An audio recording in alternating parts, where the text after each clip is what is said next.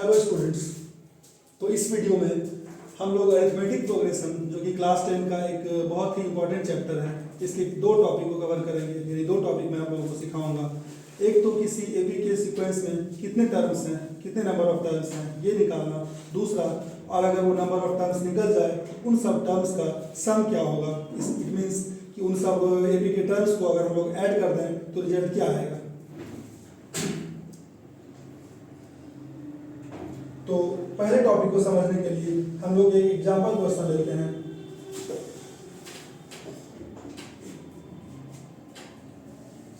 How many terms are there in the AP 6, 12, 18, 24 ... 60। अगर मैं लिखता हूं तो आप लोग क्लास 10 के स्टूडेंट हो, साफ साफ पता चल रहा है कि ये 6 का टेबल है और 60 आखिरी टर्म है। इसका मतलब 6, 12, 18, 24 के हिसाब से अगर ये बढ़ता जा रहा है तो इसके बीच में 10 टर्म्स हैं। अब हम लोग अरिथमेटिक प्रोग्रेशन के फॉर्मूले के थ्रू जाके इसको कैलकुलेट करने वाले हैं। तो हम लोग फिर से अपने सॉल्यूशन में लिखेंगे एपी जो हम लोगों को दिया गया है 6, 12, 18, 24 और 60। लास्ट टर्म इसका 60 है। तो यहाँ पे पिछले वाले क्वेश्चन से एक नया जो आया है वो है कि इस एपी का फर्स्ट टर्म 6 है। कॉमन डिफरेंस हम लोग निकालते आए हैं 12 - 6, second term minus first term जो कि 6 आएगा। और एक नया चीज जो इस एपी का हम लोग को दिया हुआ है वो है लास्ट टर्म 60। अब नंबर ऑफ टर्म्स निकालने के लिए एपी का एक फार्मूला आएगा L = A + n - 1 × d। ये फार्मूला आप लोग नोट कर लें, बहुत सारे क्वेश्चंस में आगे जाके ये फार्मूला काम आएगा। तो इस फार्मूले की हेल्प से हम लोग ये बता देंगे कि इस एपी में कितना टर्म है। वैसे आप लोगों को मैंने वीडियो में पहले ही बता दिया है पीछे कि ये 6 का मल्टीप्लिकेशन टेबल है। आखिरी टर्म 60 है, 6 से स्टार्ट हुआ है तो नंबर ऑफ टर्म्स तो 10 ही होगा। पर एक बार एपी के फार्मूले से इस चीज को हम लोग वेरीफाई करेंगे। तो L की जगह हम लोग लास्ट टर्म का वैल्यू यानी कि 60 रखेंगे। A की जगह हम लोग फर्स्ट टर्म यानी कि 6 रखेंगे। n - 1, n हम लोगों को निकालना है इस एपी में कितने टर्म हैं, -1 इंटू d कॉमन डिफरेंस अपना वो भी 60 का है। तो 60 = 6 + 6 इंटू n - 6 इंटू 1 6। 60 = 6n, क्योंकि यहाँ पे +6 और -6 कैंसिल हो जाता है तो n = 60/6 जो कि 10 आएगा। तो हम लोग कह सकते हैं सो देयर आर 10 टर्म्स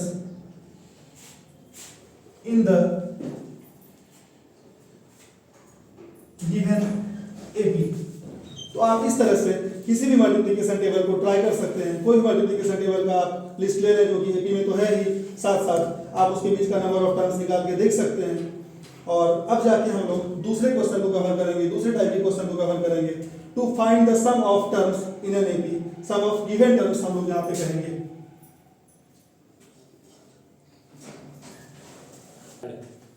तो हम लोग देखेंगे कि find the sum of first 6 terms of the AP 3, 5, 7, 9 and so on. तो यहाँ पे हम लोगों को ये चेक करने की जरूरत नहीं है कि नंबर का वो सीक्वेंस एपी में है या नहीं है, क्योंकि ये स्टार्टिंग के 1-2 मार्क्स के क्वेश्चन में पूछा जाता है कि ये नंबर का सीक्वेंस एपी में है या फिर नहीं है। अब अगर नंबर की सीक्वेंस के आगे एपी लिख दिया गया है तो हम लोगों को ये चेक करने की जरूरत नहीं है कि नंबर का वो लिस्ट एपी में है कि नहीं है। सीधा हम लोग उसके फर्स्ट टर्म पे जाएंगे जो कि a से डिनोट होता है। a = 3, कॉमन डिफरेंस सिर्फ एक ही बार निकाल के दिखाएंगे। Second term minus first term 5 - 3 जो कि 2 आएगा। S6 यहाँ पे बता रहा है कि इस एपी के पहले 6 टर्म का सम हम लोग कैसे निकालेंगे। उसके लिए एक फार्मूला होता है Sn = n/2 2a + n - 1 × d। यहाँ पे इस फॉर्मूले में जितने भी वेरिएबल्स हैं उन सब के बारे में मैं पहले आपको एक बार बता दूं। ये फार्मूला है, इसे आप लोग नोट कर लीजिएगा। n बता रहा है कि हम लोग कितने टर्म का सम निकाल रहे हैं। जहां जहां n आएगा वहां पे हम लोग इस क्वेश्चन के लिए 6 रखेंगे। a के बारे में आप लोग पहले से जानते हैं, वो अरिथमेटिक प्रोग्रेशन का फर्स्ट टर्म डिनोट करता है, d कॉमन डिफरेंस डिनोट करता है। तो बस इस क्वेश्चन में हम लोग इन सारे वेरिएबल का वैल्यू रखेंगे और ये पता चल जाएगा कि इस एपी के पहले 6 टर्म का सम क्या होगा। तो इस क्वेश्चन में हम लोग n के जगह पे 6 रखेंगे। ये सिर्फ डिनोट करेगा कि हम लोग इस एपी के 6 टर्म का सम निकाल रहे हैं। n के जगह पे हम लोग 6 रखेंगे, 6/2 2a यानी कि 2 into first term 2 into 3 plus n-1 यानी कि 6 माइनस 1। कॉमन डिफरेंस जिसको हम लोग d से डिनोट करते हैं वो इस क्वेश्चन के लिए 2 है। 6/2 जो कि 3 होगा, 2 3 जा 6 प्लस 6 माइनस 1 5 5 2 जा 10। तो 3 इंटू 10 प्लस 6 16 16 3 जा 48। So the sum of first 6 terms of this AP is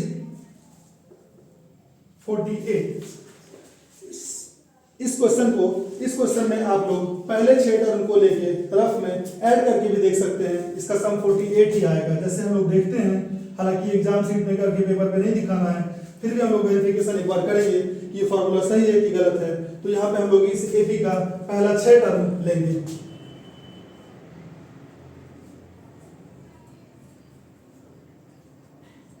तो आप ये देख लें 1 2 3 4 5 6।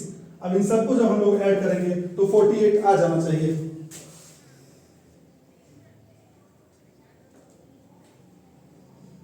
तो जैसा कि आपने देखा कि एपी का एक फार्मूला जो हम लोग को इस एपी के 6 टर्म का सम देता है, और अगर हम लोग उस एपी के 6 टर्म को लेके ऐड भी करते हैं तो दोनों का आंसर सेम आता है।